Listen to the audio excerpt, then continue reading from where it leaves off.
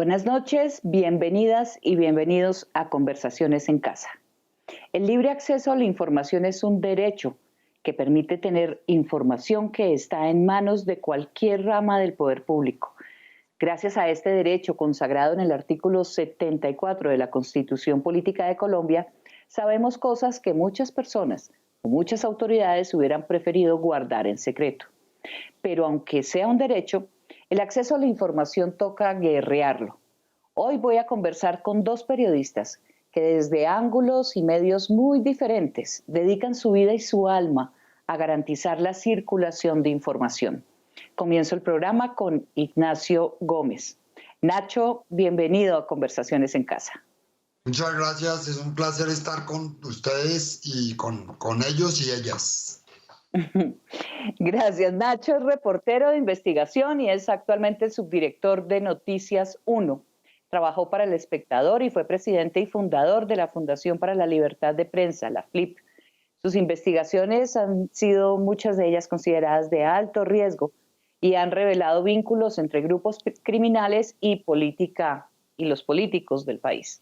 Ha sido galardonado con el Premio Especial de Derechos Humanos para Periodistas bajo amenaza de Amnistía Internacional y por el Comité para la Protección de Periodistas de Nueva York. Fue Nieman Fellow de la Universidad de Harvard. Nacho, usted es pues de los pocos periodistas investigadores que existen todavía en este país. En sus palabras y de forma muy general, ¿por qué es tan importante para una democracia el acceso transparente a la información? Porque la información es una herramienta básica de la democracia. El periodismo nace y se hace con la democracia. Es la capacidad de la gente de tener información para entender el presente con base en el conocimiento suficiente del pasado, de manera que pueda tomar una decisión que influye su futuro o que determina su futuro. De manera que la información, el acceso a la información transparente es una pieza fundamental en la democracia. No le llamemos ajedrez, porque esto no es un juego, es algo muy serio. Hay una ley de 2014, que es la Ley de Transparencia y el Derecho al Acceso a la Información Pública, que fue aprobada en 2014. Usted lleva muchos años haciendo periodismo investigativo y puede decirme qué pasó con la expedición de esa ley. ¿Algo cambió o las cosas siguen siendo tan difíciles para poder acceder a la información? No, digamos que lo primero que hay que decir es que desde siempre ha habido acceso. Lo que no ha habido es disciplina y periodismo riguroso que mueva esos derechos de petición. La ley 57 de 1985 por primera vez garantiza la publicidad de los actos y documentos del Estado y el acceso del periodista a los documentos.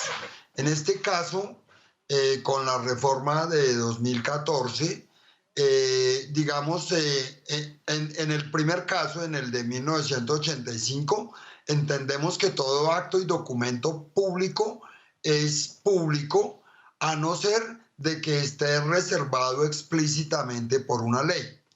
En la nueva norma entendemos la misma idea, pero que con base en el interés público y en otros derechos se puede, digamos, litigar y poner a la justicia a balancear entre el interés público y el derecho a la información de la gente. Es decir, el derecho que tiene alguien a guardar un secreto y el derecho que la sociedad tiene a conocer cómo la afecta ese secreto.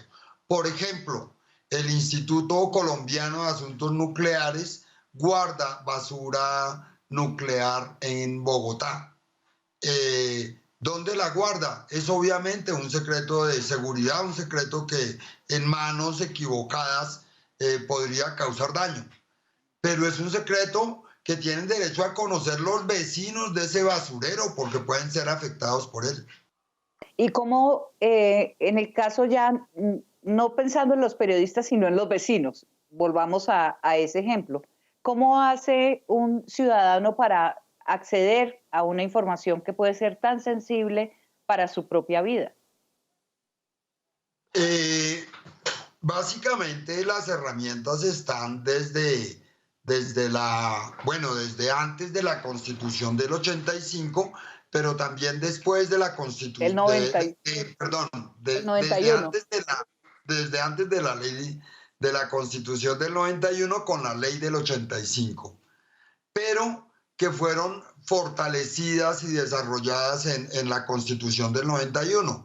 Y ahí está la tutela, están todas las herramientas, pero además, y esto es importante que la ciudadanía lo entienda, y es la manera positiva y ciudadana en la que fue planteado el derecho de petición. Es decir, no se puede exigir ninguna formalidad. No hace falta mencionar ley, no hace falta conseguir un abogado. Lo que hace falta al ciudadano únicamente es tener una pregunta clara y formularla frente a la que intuya es la autoridad más cercana, más próxima a la respuesta que él busca. Es decir, la puede dirigir al director de archivo y hágame el favor y me deja ver qué mapas o qué tubos tiene para esta construcción. Eso es legítimo. Y él puede reclamarlo y eventualmente pueden alegarle que no. Entonces lo que permite hacer la nueva ley es sopesar, es poner a un juez a considerar, mire, este señor dice que no puede decir dónde está la basura nuclear porque pues afecta un secreto de seguridad nacional. Pero este vecino piensa que la tiene enseguida y que su salud está afectada por eso y necesita confirmar que es. Entonces ya será una autoridad judicial la que lo determine y si la gente ilógica no termina de tomarse el poder, podemos confiar en una rama judicial capaz de tomar esas decisiones y sopesar entre el interés público y el privado. Bueno, es muy importante eso que acaba de decir Nacho, porque es la apropiación que la ciudadanía poco ejerce, aunque se ejerce del derecho a acceder a la información que de una u otra manera y en distintas circunstancias le puede afectar en su vida. Pero volvamos al tema del ejercicio periodístico. Pero yo creo Sí. que hay un concepto previo muy importante, y es que contrario a lo que se cree,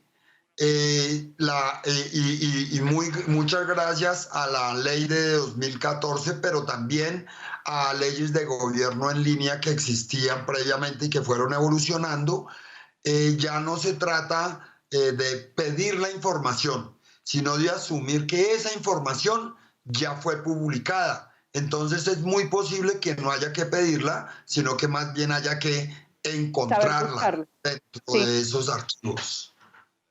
Exacto, hay una obligación a partir de esa ley de publicar en las páginas web de todas las entidades este tipo de información. Entonces, exacto, se supone que los ciudadanos pueden acceder a esa información porque es pública.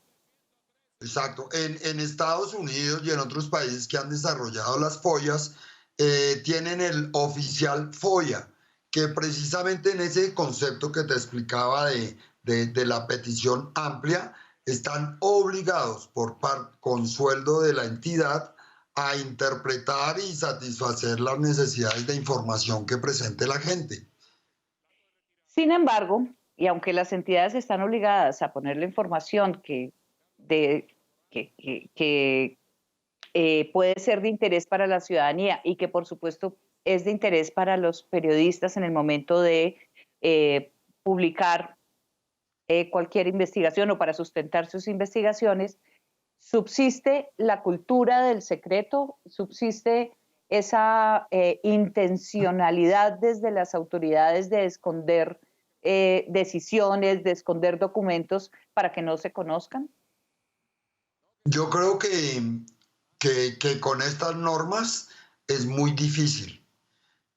porque digamos ya Colombia, especialmente porque tiene ese estándar de la OCDE, tiene un nivel de registro de las actuaciones, de la ejecución del gasto público, de la selección de personal, que, que, que hacen prácticamente imposible que se esconda esa información.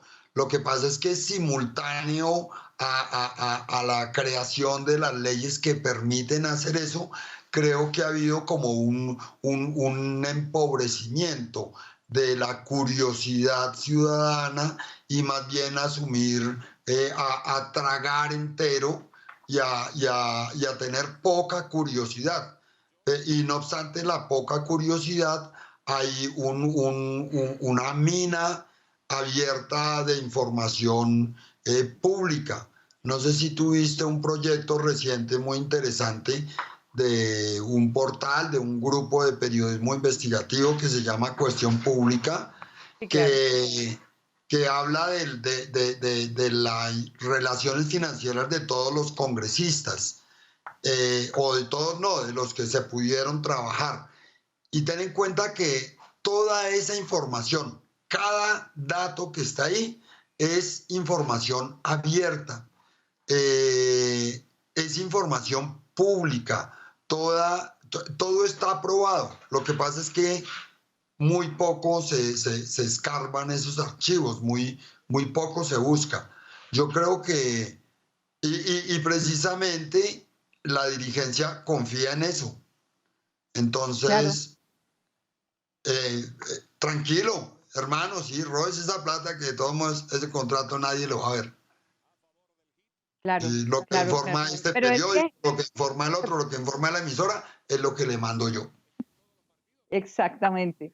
Ahí llegamos a un punto dramático, Nacho, porque digamos hay el tragar entero de la ciudadanía, no hay curiosidad por investigar, digamos, por preguntarse más allá de lo que está puesto a la mesa, digamos, pero lo que resulta dramático es que existiendo ya hoy en día tantas herramientas que facilitan el acceso a la información, no se, el periodismo acuda tampoco a esas herramientas.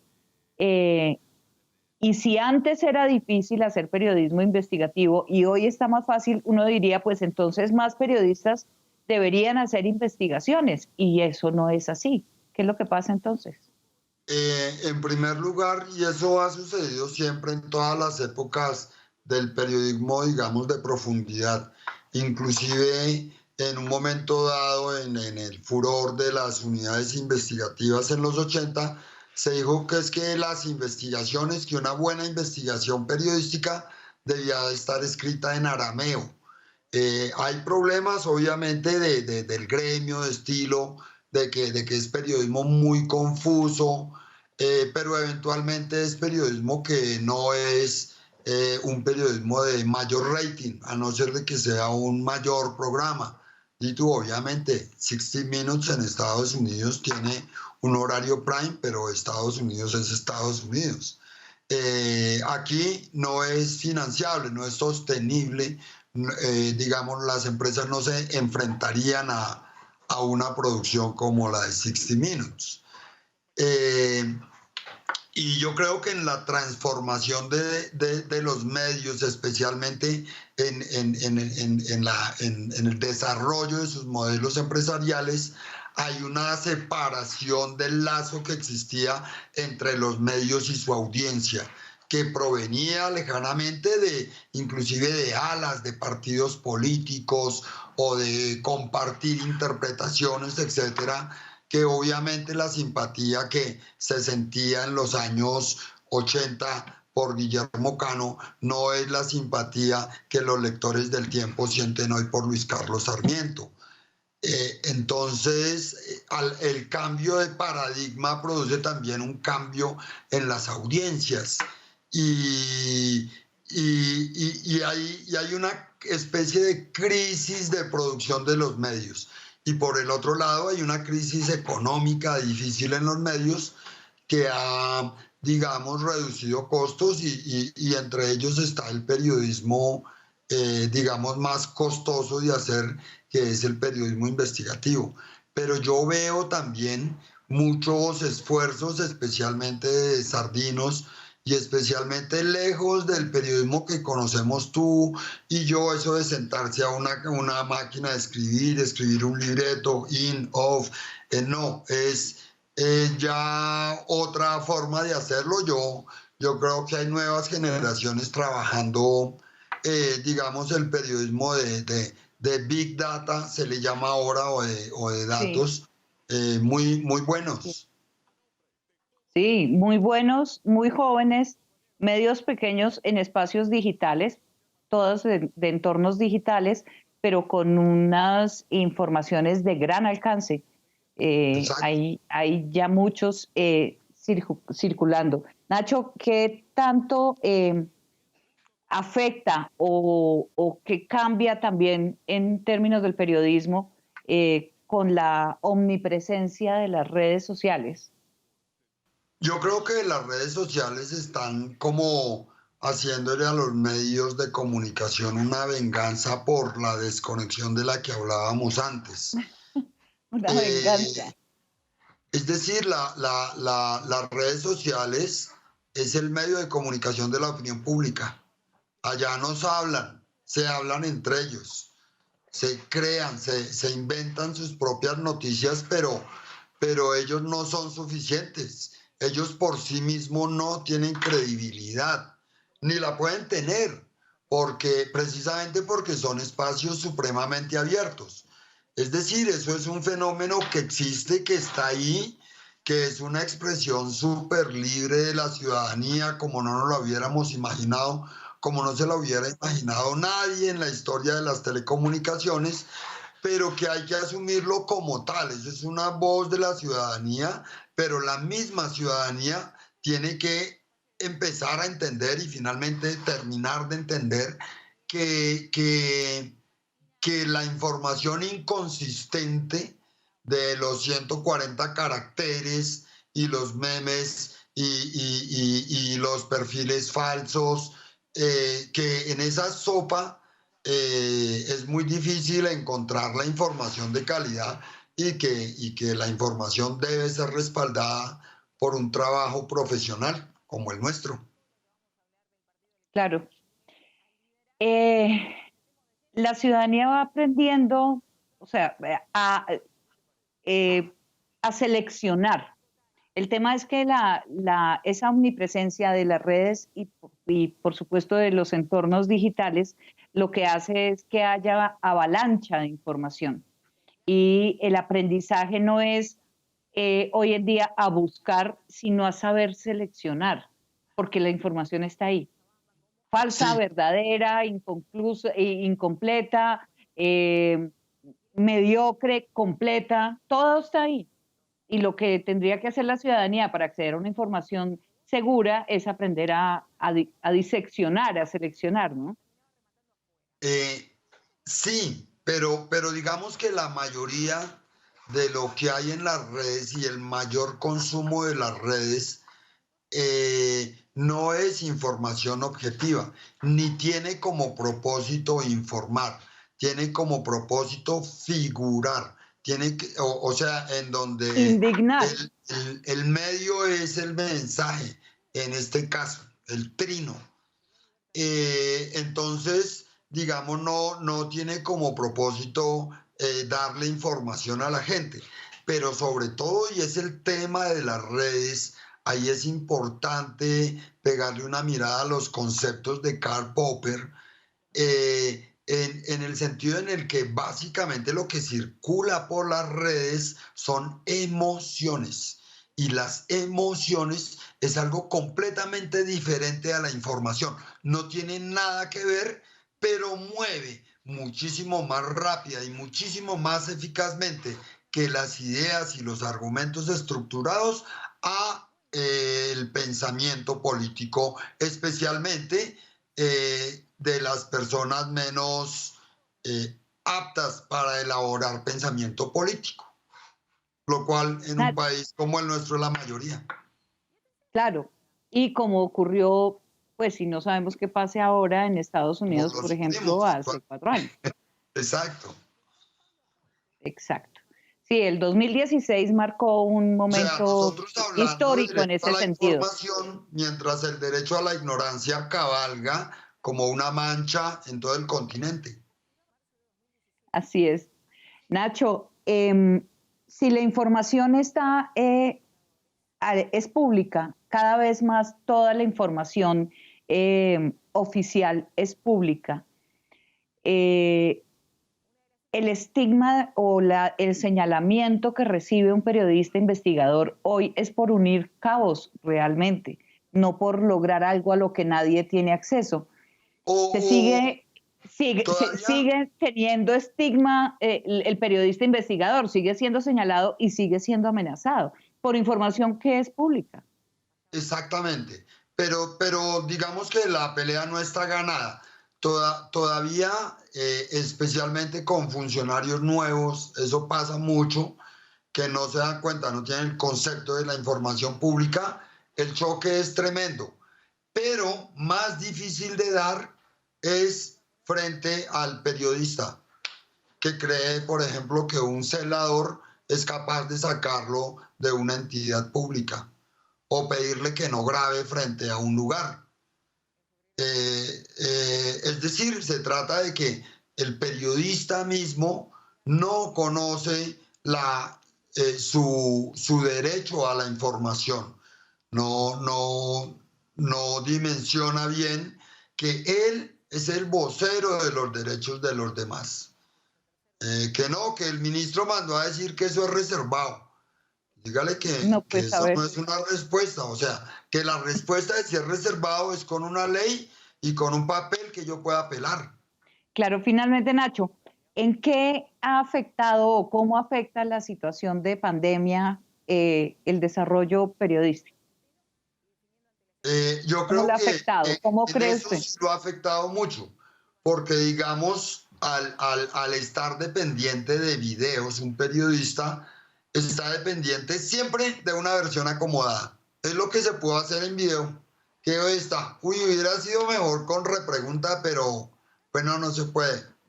Es de afán. Sí, La información es lo que esté disponible, la disculpa de que, uy, no, es que se cayó la señal, existen mil disculpas todavía y toca aceptarlas. Eh, pero además se ha pero además una desarrollado esta cosa, Nacho, intoxicación de información. pero además las mentiras se ven en los ojos, ¿sí o no? Cuando una persona Claro, está mintiendo y cuando se está entrevistando a una persona y esa persona miente, es muy fácil por estas plataformas que el periodista no se dé cuenta.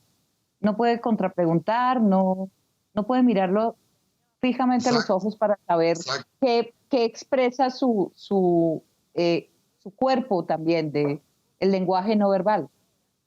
Sí, pero además digamos que le da tiempo al entrevistado de acomodar su respuesta.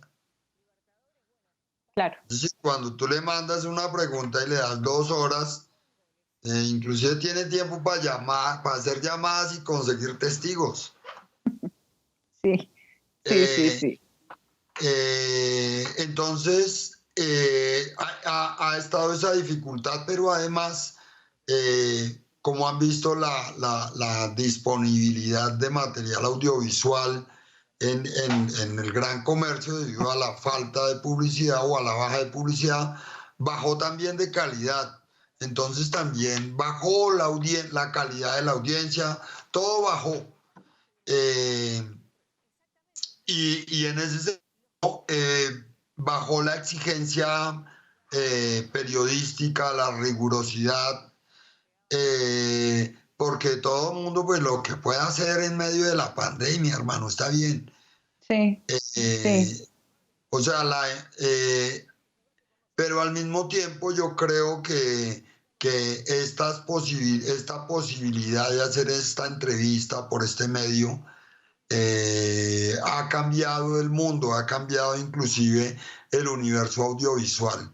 Era imposible que en Así una es, así entrevista es. hace varios años, hablando de un tema serio, apareciera la acera de madera que hay detrás de mi estudio. La Sí. gente se volvió espontánea. Esa vida en casa ha cambiado la realidad, y ese cambio de la realidad individual de las personas se ha visto en la pantalla. Se ha estudiado muy poco, pero a mí me parece que la gente se ha vuelto mejor gente. Eh, Bueno, eso es un mensaje eh, optimista, Nacho.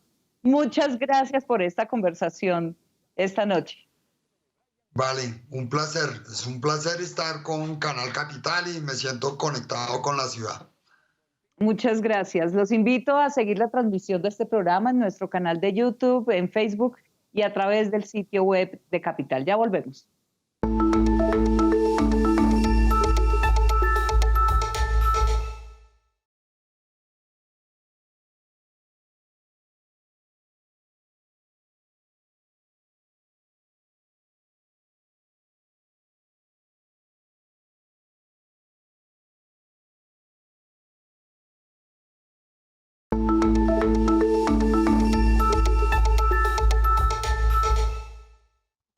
El artículo 20 de la Constitución dice que se garantiza a toda persona la libertad de expresar y difundir su pensamiento y opiniones, la de informar y recibir información veraz e imparcial, y la de fundar medios masivos de comunicación.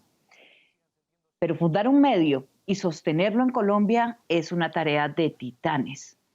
Hoy voy a conversar con el director de una de las emisoras comunitarias de más tradición tal vez en el país, la bogotanísima Suba al Aire 88.4 FM, Miguel Chiapi. Miguel, buenas noches, ¿cómo está? Muy bien, muchas gracias. Contento de estar aquí con ustedes. Muchas gracias. Miguel es comunicador social y es estudiante de maestría en periodismo de la Universidad de los Andes y dirige la emisora Suba al Aire desde hace 2 años, ¿correcto?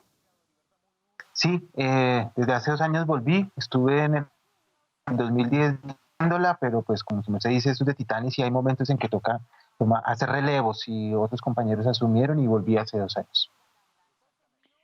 Miguel, este proceso de comunicación, pues de tener ya 25 años de trabajo divulgando de la mano con la comunidad lo que pasa en Suba, ¿cuál ya da para usted un panorama muy claro de qué es y cómo funciona, pero además de cuál es la importancia de los medios comunitarios? En sus palabras, ¿cuál es esa importancia de los medios comunitarios para el país?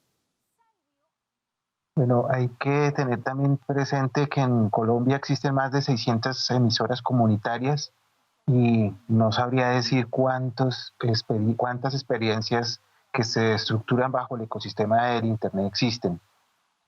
Yo creo que lo fundamental para un proceso de comunicación comunitaria es poder hacer enclave y enlace con otros procesos organizativos en el territorio, juntas de acción comunal, bibliotecas comunitarias, organizaciones culturales, los líderes y lideresas que trabajan por el medio ambiente, en la lógica de la recuperación de material, de reciclaje. Ahí es donde cobra valor la emisora comunitaria o la experiencia de comunicación alternativa, porque permite ser un epicentro, un espacio en donde circulan todos estos saberes y propuestas y visiones de mundo.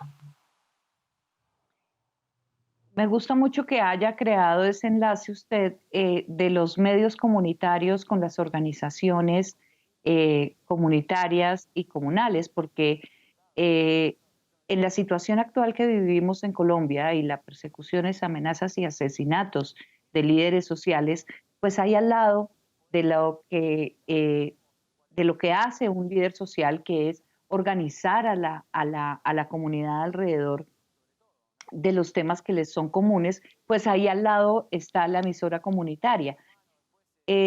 ¿Cómo, ¿Cómo afecta y cómo han sentido ustedes ese tipo de amenazas y la situación de los líderes sociales en relación con su trabajo en emisora comunitaria? Bueno, quizás en la ciudad de Bogotá no se ha sentido de tal magnitud el miedo como lo pudo haber sentido o lo siente todavía en muchas partes de Colombia el periodista comunitario que está allá en terreno, ¿sí? Hay experiencias en todo el país que son ejemplo, son titanes y titanas, como su merced citaba, de ese valor, de esa gallardía. Experiencias como Línea 21, Carmen de Bolívar, allá la maestra Soraya, en Chocó, la gente del Canalete, gente que tuvo que estar en el territorio, todo lo que ha logrado generar la CRI, los pueblos indígenas en el sur de nuestro país. Entonces nos demuestran que efectivamente hubo varios fenómenos. Uno, en algunos momentos el miedo, el tener que no decir las cosas, el saber cómo plantear la discusión.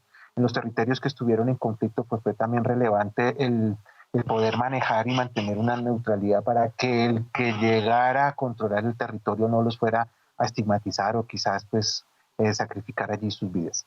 En la ciudad de Bogotá nosotros lo que hemos podido hacer es de una u otra forma acompañar los procesos organizativos de los líderes comunales que han defendido de una u otra forma el territorio o su contexto a raíz de fenómenos de la violencia como el narcotráfico, como el menudeo que popularmente se llama. Acompañamos también en algunas ocasiones los encuentros que lleva a cabo la mesa de víctimas de la localidad y allí hemos podido comenzar a construir con ellos algunas historias. Nosotros, gracias a 3 becas de creación en el 2017 y 18, pudimos hacer una serie de radio que se llama Cuéntame esas historias de Colombia, en donde damos la posibilidad que el ciudadano de a pie, como muchas veces lo llamamos, pueda escuchar del testimonio de aquella persona que sufrió alguna afectación por el conflicto armado o hace aún una lucha por su territorio. Esto ha sido una experiencia bien interesante porque, por un lado, permitimos que la persona reconozca su rol de víctima y se lo cuente a la ciudadanía, pero no desde el ejercicio de la victimización, sino también de demostrar que hay una esperanza después, que hay un proceso de resiliencia y que, bien llevado, puede dar frutos interesantes en donde la misma víctima se empodera del tema y hace defensa del territorio y de las demás personas, por un lado. Y segundo, permitimos una herramienta pedagógica desde lo sonoro, desde la radio, para que docentes en sus colegios puedan emplearlo y utilizarlo. Y obviamente pues también bañamos la señal de la emisora con esta producción. Esto no lo hicimos nosotros solos, esto lo hizo con financiación de la Unión Europea, lo hizo la red de emisoras comunitarias de Santander, de emisoras y medios comunitarios de Santander, se llama Resander, y el proyecto es Resander, y el proyecto se llamó ¿Cómo suena la paz en los territorios? Y a la par también en ese entonces el Ministerio de Cultura, o de las Culturas, preferiría llamar yo, de ese entonces también mediante las becas de creación de Franjas Ciudadanas estimuló esto. Y lo mismo tuvimos la posibilidad de aplicar a una del Centro Distrital de Paz, Memoria y Reconciliación. Y pues es un proceso bien interesante, en donde uno como comunicador sirve como mediador, como dar herramientas, como posibilitar el acceso a que, en este caso, la víctima pueda contar, que es bien importante. Miguel, en el caso de Subalaire, yo sé que los medios comunitarios, claro, cada uno tiene su audiencia y tiene su, digamos, su marca del tipo de contenidos que produce, para dónde va dirigido. Pero en el caso de Subalaire, ustedes tienen informativos. Esos informativos, ¿qué tantos tropiezos tienen ustedes para acceder a información? ¿Qué dificultades tienen en el desarrollo del trabajo, de lo que compete al periodístico, al trabajo periodístico? Bueno, partimos de que nuestra experiencia de noticiero, de informativo, se llama Ondas de la Mañana. Nuestro compañero Eder Cuadrado, quien hace de gerente y representante legal de la corporación y emisora, un día dijo: tenemos que tener informativo, tenemos que lograr esa meta. Muchas emisoras comunitarias lo tienen, por ejemplo, Su Alternativa, que es una radio online, tiene su informativo. los amigos de Vientos Estéreo en la localidad Vientos, del sur de la ciudad, de San Cristóbal, la norte, todos tienen ese proceso. Nosotros dijimos, bueno, vamos a mirar cómo. Efectivamente, muchos de nosotros estábamos cursando la comunicación social o algunos ya la habían terminado, pero no habíamos hecho el rigor del ejercicio periodístico. Allí nos pudimos articular. Fue estratégico una articulación que logramos desarrollar con universidades de la ciudad de Bogotá, con la Uniminuto, con la UNAD, con la Universidad Central, donde nos colaboraron como a nutrir, cómo estructurar, por un lado.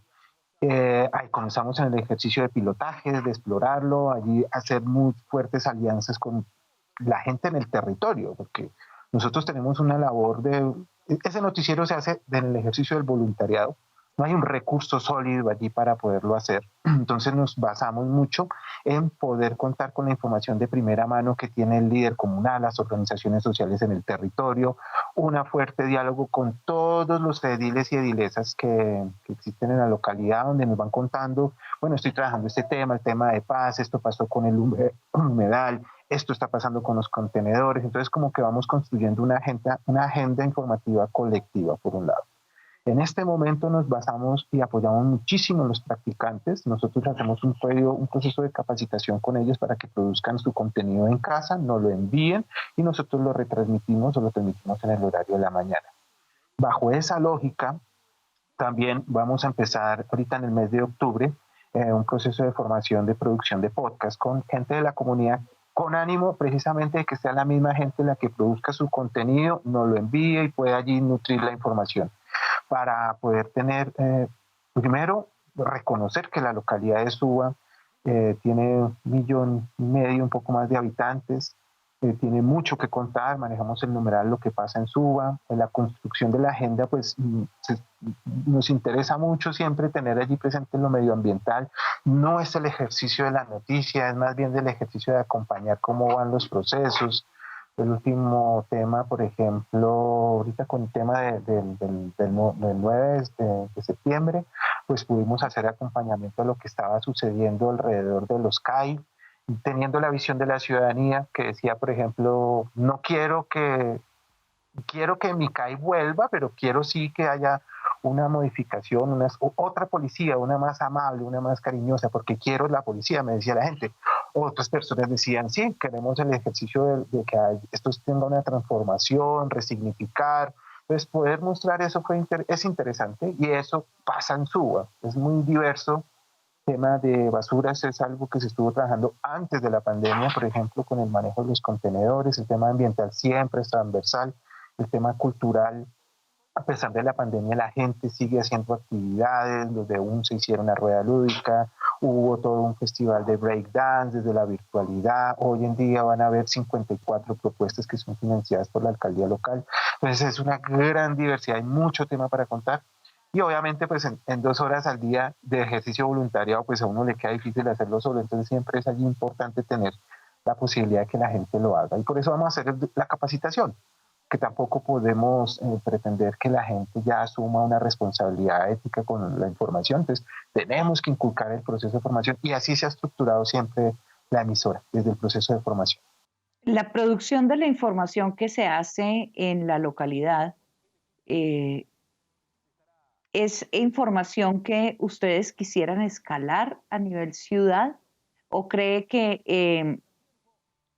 es decir, la emisora comunitaria debe trabajar con la comunidad, porque trabaja de la mano con la comunidad, para la comunidad misma? ¿O piensa que los medios comunitarios deberían tener la posibilidad de escalar a tener un mayor alcance en la ciudad?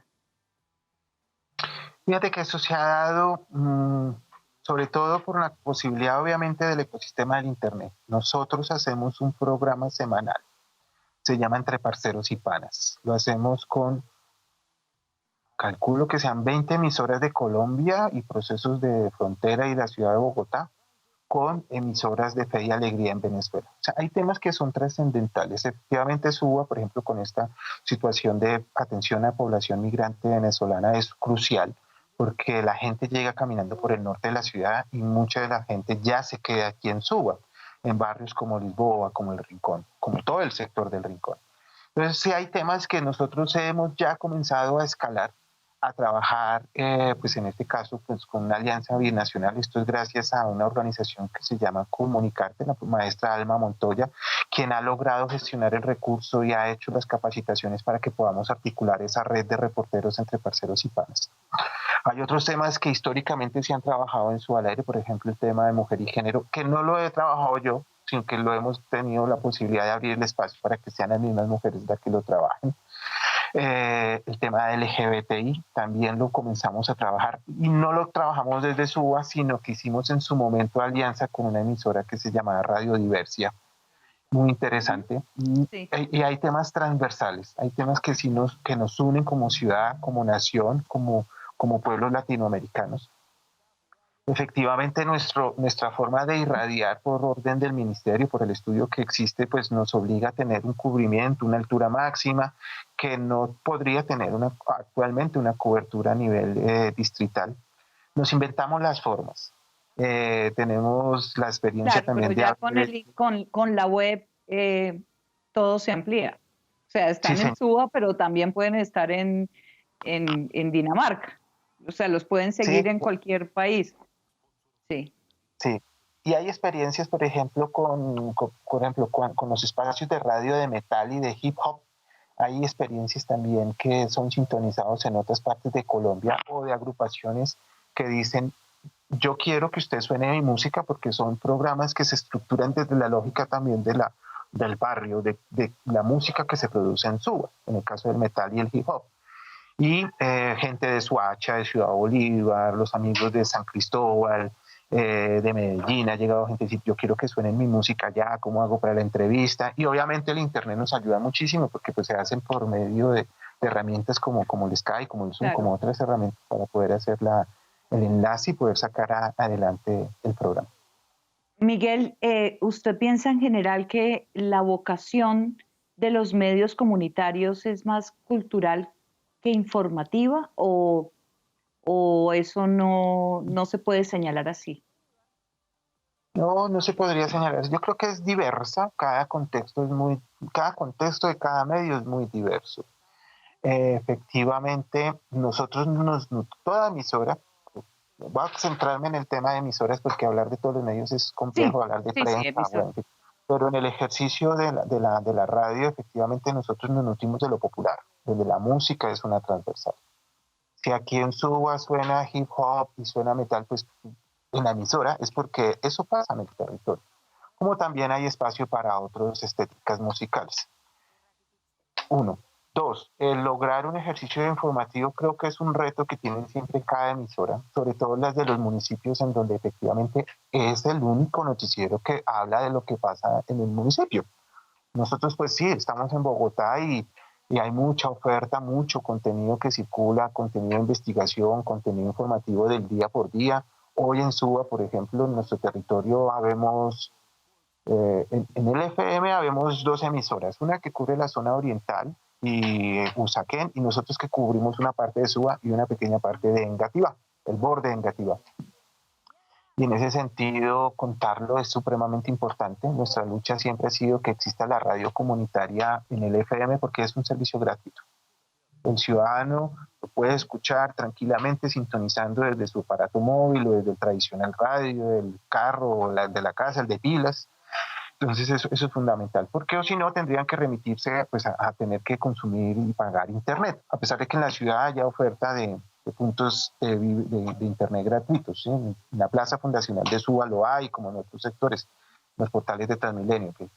Pero esa es la lucha. Y para nosotros efectivamente ahí fue el reto de poder construir el informativo que es fundamental para nosotros, como también los espacios de opinión, que creo que es la mayor oferta que las radios comunitarias tienen, los espacios de opinión, aparte de los acompañamientos musicales. Porque en el espacio, se abre, digamos, el espacio para colegios, no es fácil.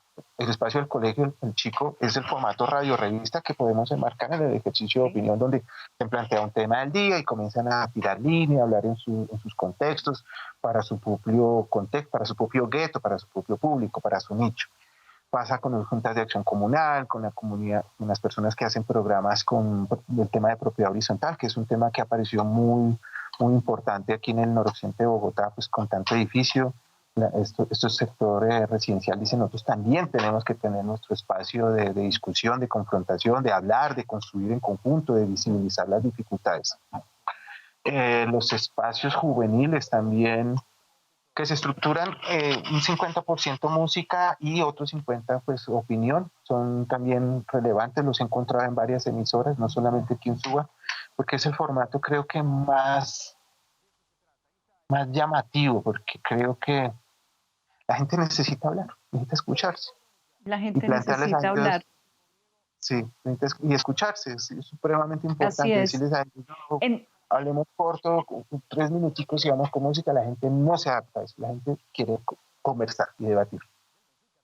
Así es, Miguel, en términos de la ciudadanía, de los radioescuchas de Su al Aire, ¿usted cómo podría describirme en pocas palabras la diferencia de cómo la ciudadanía de Suba escucha a Su al Aire y a cualquier otra emisora comercial a la que obviamente tiene acceso en el dial? ¿Qué sucede con el ciudadano? No qué tipo, la diferencia entre lo que emiten unas y otras lo tenemos, ya lo podemos tener claro, pero ¿cómo recibe la gente? ¿Cómo es la percepción, la recepción de la gente con la información y con el contenido que ustedes les suministran? Pero creo que podríamos partir, por ejemplo, con algunos programas de estéticas musicales podemos encontrar que se crea una comunidad y se fortalece una comunidad. Por ejemplo, eso ha pasado con el programa de metal. Allí la gente se encuentra, se convierte en un espacio de formación de público, se convierte también como en el espacio de divulgación de un contenido estético musical que en otros espacios no existe. Entonces, eso ha sido muy importante y eso ha servido para que el mismo movimiento de rock, de metal, de hip hop emerja. Que se encuentren allí, que digan, mire, está sonando esta nueva banda, me gusta esto, quiero comprarlo. En la lógica, estoy hablando en la lógica antes de la pandemia, había conciertos cada 8 o 5 días, los bares decían que por favor pautame esto, ayúdame con esto. Entonces eso emergió muchísimo. Eso por un lado. Dos, lo último que ha pasado es el ejercicio, por ejemplo, de encuentros ciudadanos, en donde el espacio del noticiero, algunos espacios de radio, por ejemplo, el ABC Libertario, un espacio que hace un señor que se llama Carlos Pineda, se convirtió en un encuentro ciudadano alterno, en donde allí la ciudadanía se encontraba a conversar sobre algunos aspectos que complementaban lo que había sucedido o había que tener que suceder en el próximo encuentro ciudadano. Eso es muy importante.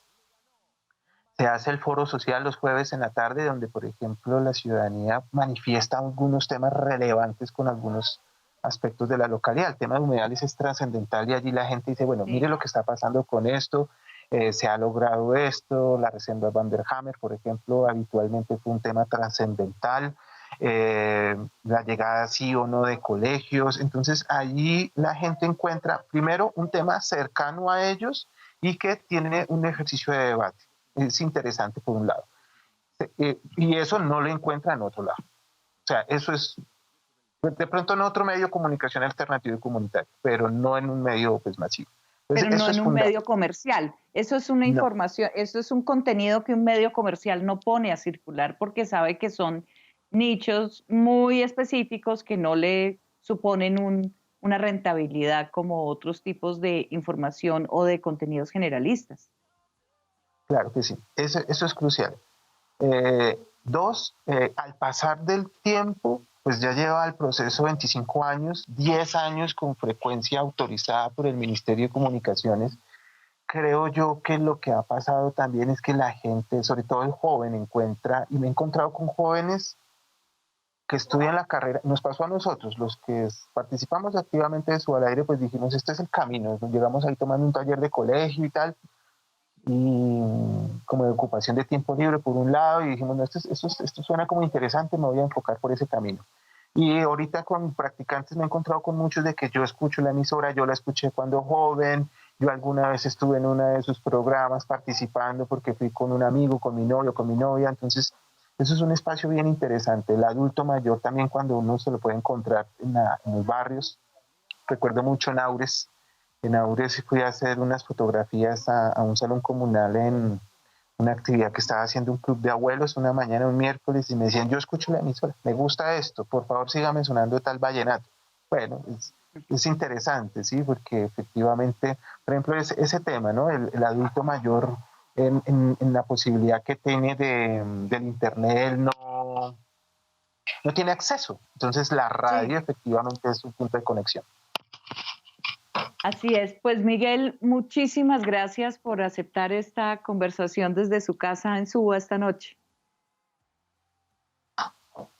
No, a ustedes por tenernos en cuenta, por la posibilidad de amplificar esa experiencia de la radio comunitaria para todos nosotros. Es muy importante hacer ese enlace. Y lo hemos hecho siempre, en otras ocasiones, por ejemplo, con la emisora de la DS Radio, la hacemos Sí. permanentemente, entonces es una gran posibilidad. Esto es la estrategia. Tenemos Una que ir de estrategia la interesante. mano. Somos los medios comunitarios y los medios públicos tenemos que ir de la mano porque somos de lo mismo, estamos hechos de lo mismo, Miguel. Así Claro que es. sí. Ese es el compromiso de Capital. Muchas gracias por habernos acompañado esta noche. Nos vemos la Usted, próxima semana. gracias.